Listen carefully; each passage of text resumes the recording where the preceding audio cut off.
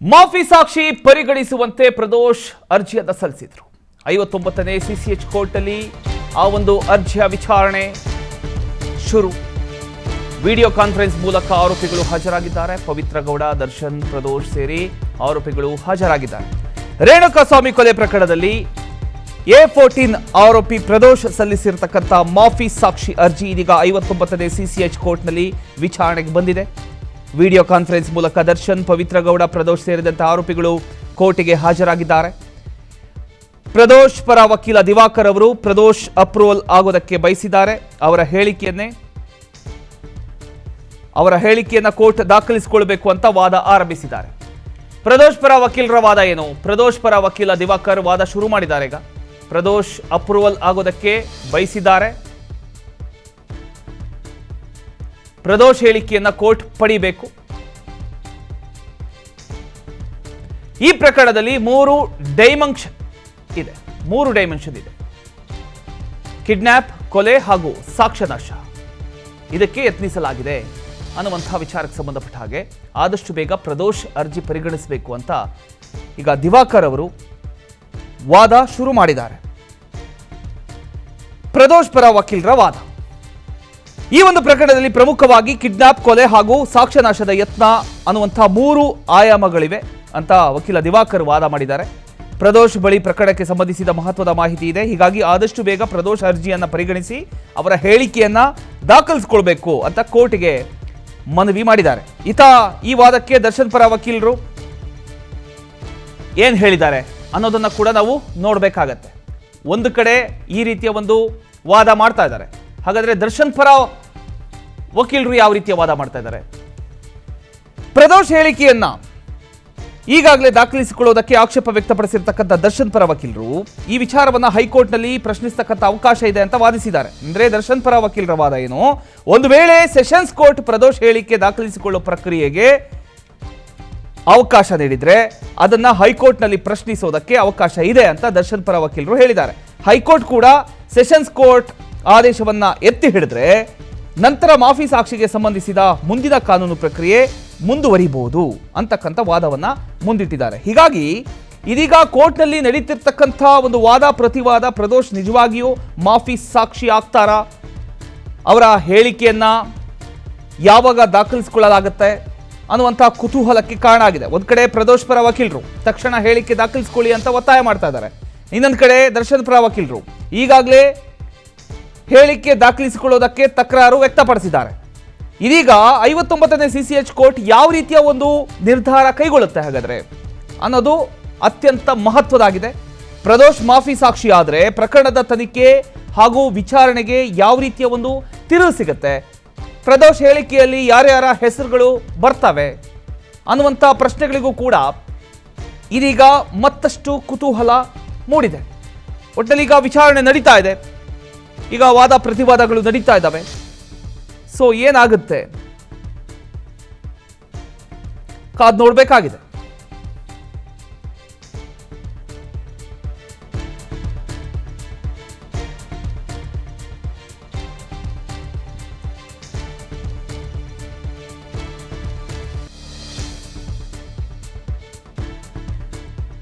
ಈಗ ಮಾಫಿ ಸಾಕ್ಷಿ ಆಗೋದಕ್ಕೆ ಪ್ರದೋಷ್ ಅರ್ಜಿ 59ನೇ ಸಿಸಿಎಚ್ ಕೋರ್ಟ್ನಲ್ಲಿ ಅರ್ಜಿ ವಿಚಾರಣೆ ಶುರುವಾಗಿದೆ. ವಿಡಿಯೋ ಕಾನ್ಫರೆನ್ಸ್ ಮೂಲಕ ಆರೋಪಿಗಳ ಹಾಜರಿ ಆಗಿರತಕ್ಕಂಥದ್ದು. ಅದರಲ್ಲಿ ದರ್ಶನ್, ಪವಿತ್ರ ಗೌಡ, ಪ್ರದೋಷ್ ಸೇರಿ ಆರೋಪಿಗಳು ವಿಡಿಯೋ ಕಾನ್ಫರೆನ್ಸ್ ಮೂಲಕ ಹಾಜರಾಗಿದ್ದಾರೆ ಅನ್ನೋದು ಗೊತ್ತಾಗ್ತಾ ಇದೆ. ಪ್ರದೋಷ್ ಪರ ವಕೀಲ ದಿವಾಕರ್ ವಾದ ಮಂಡಿಸ್ತಾ ಇದ್ದಾರೆ. ಅಂದರೆ ವಾದ ಪ್ರತಿವಾದ ನಡೀತಾ ಇದೆ. ಸೊ ಈಗ ಯಾವ ರೀತಿಯ ಒಂದು ನಿರ್ಧಾರ ಆಗುತ್ತೆ, ಎಲ್ಲರ ಕುತೂಹಲ ಈಗ ಕೋರ್ಟ್ ನಟ ರೇಣುಕಾಸ್ವಾಮಿ ಕೊಲೆ ಪ್ರಕರಣದಲ್ಲಿ A14 ಆರೋಪಿಯಾಗಿರ್ತಕ್ಕಂಥ ಪ್ರದೋಷ್ ಸಲ್ಲಿಸಿರ್ತಕ್ಕಂಥ ಮಾಫಿ ಸಾಕ್ಷಿ ಅರ್ಜಿ ಇದೀಗ 59ನೇ ಸಿಸಿಎಚ್ ಕೋರ್ಟ್ನಲ್ಲಿ ವಿಚಾರಣೆಗೆ ಬಂದಿದೆ. ವಿಚಾರಣೆ ನಡೀತಾ ಇದೆ. ಆಲ್ರೆಡಿ ವಿಚಾರಣೆ ಶುರುವಾಗಿದೆ. ಪ್ರದೋಷ್ ಪರ ವಕೀಲ ದಿವಾಕರ್ ಅವರು ಪ್ರದೋಷ್ ಅಪ್ರೂವಲ್ ಆಗೋದಕ್ಕೆ ಬಯಸಿದ್ದಾರೆ. ಅವರ ಒಂದು ಹೇಳಿಕೆಯನ್ನು ಕೋರ್ಟ್ ದಾಖಲಿಸಿಕೊಳ್ಬೇಕು ಅಂತ ವಾದ ಕೂಡ ಶುರು ಮಾಡಿದ್ದಾರೆ. ಇನ್ನೊಂದು ಕಡೆ ದರ್ಶನ್ ಪರ ವಕೀಲರಾದ ಹಸ್ಮತ್ ಪಾಷಾ ಅವರು ಕೂಡ ತಕರಾರು ವ್ಯಕ್ತಪಡಿಸಿದ್ದಾರೆ. ಪ್ರದೋಷ್ ಹೇಳಿಕೆಯನ್ನು ಈಗಲೇ ದಾಖಲಿಸಿಕೊಳ್ಳೋದಕ್ಕೆ ಆಕ್ಷೇಪ ವ್ಯಕ್ತಪಡಿಸಿರ್ತಕ್ಕಂಥ ದರ್ಶನ್ ಪರ ವಕೀಲರು ಈ ವಿಚಾರವನ್ನ ಹೈಕೋರ್ಟ್ನಲ್ಲಿ ಪ್ರಶ್ನಿಸ್ತಕ್ಕಂಥ ಅವಕಾಶ ಇದೆ ಅಂತ ಕೂಡ ವಾದಿಸಿದ್ದಾರೆ ಅನ್ನೋದು ಗೊತ್ತಾಗ್ತಾ ಇದೆ.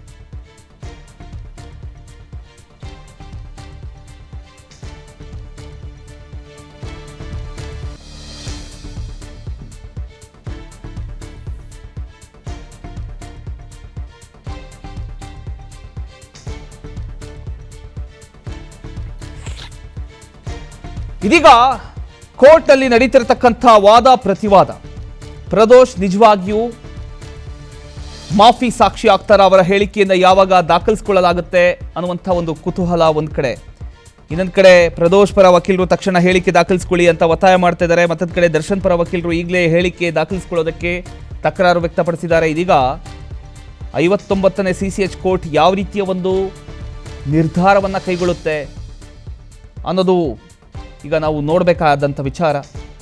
ಪ್ರದೋಷ್ ಮಾಫಿ ಸಾಕ್ಷಿ ಆದರೆ ಪ್ರಕರಣದ ತನಿಖೆ ಯಾವ ರೀತಿ ಇರುತ್ತೆ? ನಟ ದರ್ಶನ್ ವಾದ ಪರಿಗಣಿಸಿದ ಕೋರ್ಟ್ ಪ್ರದೋಷ್ ಹೇಳಿಕೆ ದಾಖಲಿಸೋ ಕಾಲಾವಕಾಶ ಇದೆ. ಆಗಸ್ಟ್ 18ನೇ ತಾರೀಕಿನ ತನಕ ಪ್ರದೋಷ್ ಹೇಳಿಕೆ ದಾಖಲಿಸಿಕೊಳ್ಳಲ್ಲ. ಆಗಸ್ಟ್ 18ರವರೆಗೆ ಪ್ರದೋಷ್ ಹೇಳಿಕೆಗೆ ದಾಖಲೆಗೆ ಅವಕಾಶ ಇಲ್ಲ.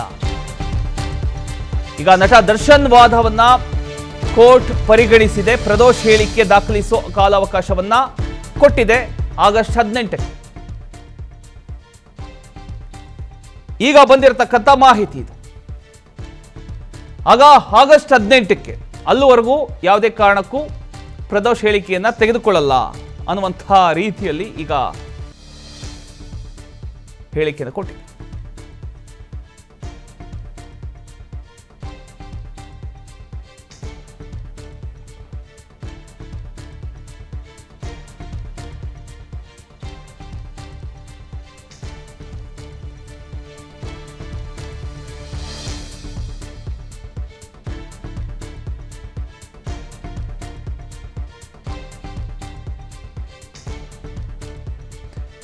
ಎಸ್, ಹಾಗಾದ್ರೆ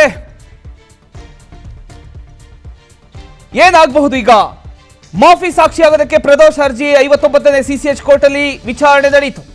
ವಿಚಾರಣೆ ನಡೆದಿರತಕ್ಕಂಥ ಪ್ರಕಾರ, ಈಗ ಸಿಕ್ಕಿರತಕ್ಕಂಥ ಅಪ್ಡೇಟ್ ಪ್ರಕಾರ ಪ್ರದೋಷ್ ಹೇಳಿಕೆ ದಾಖಲಿಸೋದಕ್ಕೆ ಕಾಲಾವಕಾಶ ತಗೊಂಡಿದ್ದಾರೆ. ಇವಾಗ ಆಗಸ್ಟ್ 18ನೇ ತಾರೀಕಿನವರೆಗೂ ಪ್ರದೋಷ್ ಹೇಳಿಕೆ ಯಾವುದೇ ಕಾರಣಕ್ಕೂ ದಾಖಲಿಸಿಕೊಳ್ಳಲ್ಲ ಅಂತ ಈಗ ವಿಚಾರ ಗೊತ್ತಾಗ್ತಾ ಇದೆ. ಆಗಸ್ಟ್ 18ರವರೆಗೂ ಪ್ರದೋಷ್ ಹೇಳಿಕೆ ದಾಖಲೆಗೆ ಅವಕಾಶ ಇಲ್ಲ. ನಟ ದರ್ಶನ್ ಪರ ವಕೀಲರ ವಾದ ಪರಿಗಣಿಸಿದ್ದಾರೆ. ಈಗ ಕೋರ್ಟ್ ಈಗ ಅವರ ಒಂದು ವಾದವನ್ನ ಪರಿಗಣಿಸಲಾಗಿದೆ. ಸೊ ಆಗಸ್ಟ್ 18ನೇ ತಾರೀಕಿನವರೆಗೂ ಈಗ ಪ್ರದೋಷ್ ಹೇಳಿಕೆ ದಾಖಲಿಸಿಕೊಳ್ಳಲ್ಲ. ಮಾಫಿ ಸಾಕ್ಷಿ ಆಗೋದಕ್ಕೆ ಈಗ ಪ್ರದೋಷ್ ಅರ್ಜಿ ಇವಾಗ ತಗೊಳ್ತಾರೆ ಅನ್ನುವಂಥ ವಿಚಾರಕ್ಕೆ ಸಂಬಂಧಪಟ್ಟ ಹಾಗೆ ಈಗ ಸಿಕ್ಕಿರ್ತಕ್ಕಂಥ ಮಾಹಿತಿ ಇದು. ಈಗ ವಿಡಿಯೋ ಕಾನ್ಫರೆನ್ಸ್ ಮೂಲಕ ಆರೋಪಿಗಳ ಹಾಜರಾಗಿದೆ. ದರ್ಶನ್, ಪವಿತ್ರ ಗೌಡ, ಪ್ರದೋಷ್ ಸೇರಿ ಆರೋಪಿಗಳು ಹಾಜರಾಗಿದ್ದಾರೆ. ಪ್ರದೋಷ್ ಅರ್ಜಿಗೆ ಸಂಬಂಧಿಸಿ ಕೋರ್ಟ್ನಲ್ಲಿ ಮಹತ್ವದ ವಿಚಾರಣೆ ನಡೆಯಿತು.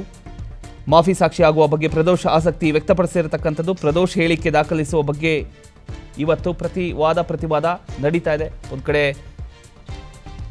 ದರ್ಶನ್ ಪರ ವಕೀಲರು, ಇನ್ನೊಂದು ಕಡೆ ಪ್ರದೋಷ್ ಪರ ವಕೀಲರು. ಎಸ್, ಇದ್ರ ಬಗ್ಗೆ ಇನ್ನಷ್ಟು ಡೀಟೇಲ್ಸ್ ಕೊಡ್ತಾರೆ ನಮ್ಮ ಪ್ರತಿನಿಧಿ ಹನುಮಂತರಾಜು. ಎಸ್ ಹನುಮಂತರಾಜು, ಈಗ ಏನು ಅಪ್ಡೇಟ್ಸ್ ಸಿಗ್ತಾ ಇದೆ ಈಗ ಈ ಒಂದು ವಿಚಾರಕ್ಕೆ ಸಂಬಂಧಪಟ್ಟಾಗೆ? ಎಸ್ ಪ್ರಮೋದ್, ಈಗಾಗಲೇ ಏನು ಪ್ರದೋಷ್ ಪರ ಏನು ಅರ್ಜಿಯನ್ನ ವಿಚಾರಣೆ ಮಾಡಿದಂತ ಕೋರ್ಟ್ ನ ನ್ಯಾಯಾಧೀಶರು ಈಗಾಗಲೇ ಒಂದು ವಾರದ ಕಾಲ ಗಡುವನ್ನ ನೀಡಿದ್ದಾರೆ. ಏನು ನಟ ದರ್ಶನ್ ಪರವಾಗಿ ಏನು ಅವರ ವಕೀಲರಂತಹ ಏನು ಈ ಅರ್ಜಿಯನ್ನ ಪರಿಗಣಿಸಬಾರ್ದು, ಒಂದು ವಾರಗಳ ಕಾಲ ಏನು ಅವಧಿಯನ್ನ ಕೊಡಬೇಕು ಅಂತ ಏನು ನ್ಯಾಯಾಧೀಶರ ಬಳಿ ಏನು ಕೇಳ್ಕೊಂಡ್ರು. ಈ ಹಿನ್ನೆಲೆಯಲ್ಲಿ ಏನು ಆಗಸ್ಟ್ 18ನೇ ತಾರೀಕುವರೆಗೂ ಪ್ರದೋಷ್ ಹೇಳಿಕೆಯನ್ನು ದಾಖಲಿಸಿಕೊಳ್ಳಲ್ಲ ಅಂತ ಹೇಳಿ ಇದೀಗ ಏನು ಕೋರ್ಟ್ ನ ನ್ಯಾಯಾಧೀಶರು ಕೂಡ ಏನು ಆದೇಶವನ್ನ ಹೊರಡಿಸಿದ್ದಾರೆ. ಇದಕ್ಕೆ ಸಂಬಂಧಪಟ್ಟಂತೆ ಈಗಾಗಲೇ ಕನಿಷ್ಠ ಒಂದು ವಾರದ ಗಡುವನ್ನ ನೀಡಿ ವಾದ ಮತ್ತು ಪ್ರತಿವಾದ ಈಗಾಗಲೇ ಮುಕ್ತಾಯ ಆಗಿದೆ. ಈಗಾಗಲೇ ಏನು ಕೋರ್ಟ್ ಹೇಳಿರುವ ಪ್ರಕಾರ ಈಗಾಗಲೇ ಪ್ರದೋಷ್ ಪರ ವಕೀಲರು ಕೂಡ ಇದಕ್ಕೆ ಸಮ್ಮತಿಯನ್ನ ವ್ಯಕ್ತಪಡಿಸಿದ್ದಾರೆ. ಪ್ರಮೋದ್, ಓಕೆ, ಥ್ಯಾಂಕ್ ಯು ನಿಮ್ಮ ಮಾಹಿತಿಗಾಗಿ.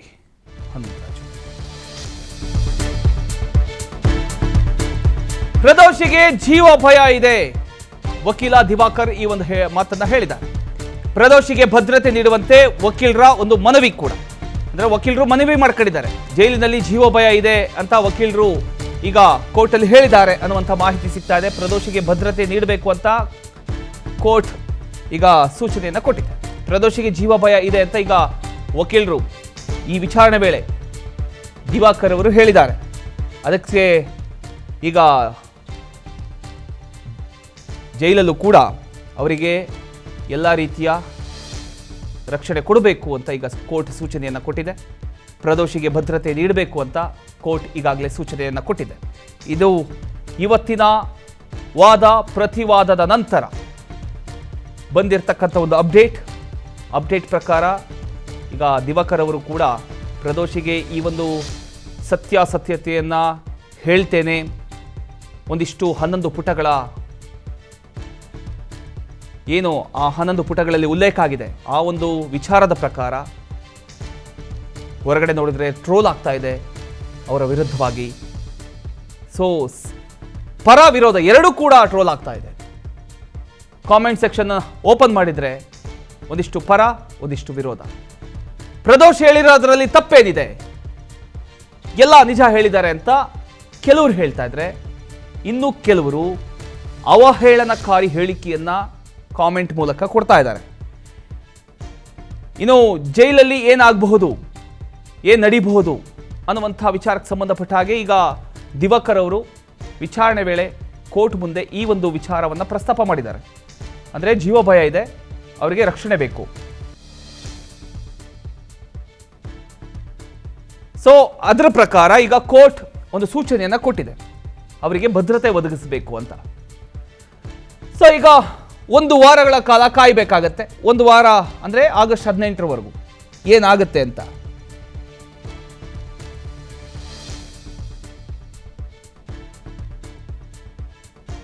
ರೇಣುಕಾಸ್ವಾಮಿ ಕೊಲೆ ಕೇಸ್ನಲ್ಲಿ ಪ್ರದೋಷಿಗೆ ಮಾಫಿ ಸಾಕ್ಷಿ ಸ್ಥಾನ ಸಿಗುತ್ತಾ ಅನ್ನುವಂಥ ವಿಚಾರಕ್ಕೆ ಸಂಬಂಧಪಟ್ಟ ಹಾಗೆ A14 ಆರೋಪಿ ಪ್ರದೋಷ್ ಮಾಫಿ ಸಾಕ್ಷಿಯಾಗುವುದಕ್ಕೆ ಅರ್ಜಿ 59ನೇ CCH ಕೋರ್ಟ್ನಲ್ಲಿ ಅರ್ಜಿ ವಿಚಾರಣೆ ನಡೆಯಿತು. ಇವತ್ತು 11 ಪುಟಗಳ ವಿಸ್ತೃತ ಅರ್ಜಿ ಸಲ್ಲಿಸಿದ ಪ್ರದೋಷ್ ಪ್ರಕರಣದ ಸಂಪೂರ್ಣ ಸತ್ಯವನ್ನ ಬಿಚ್ಚಿಡೋದಾಗಿ ಅರ್ಜಿಯಲ್ಲಿ ಉಲ್ಲೇಖ ಮಾಡಲಾಗಿತ್ತು.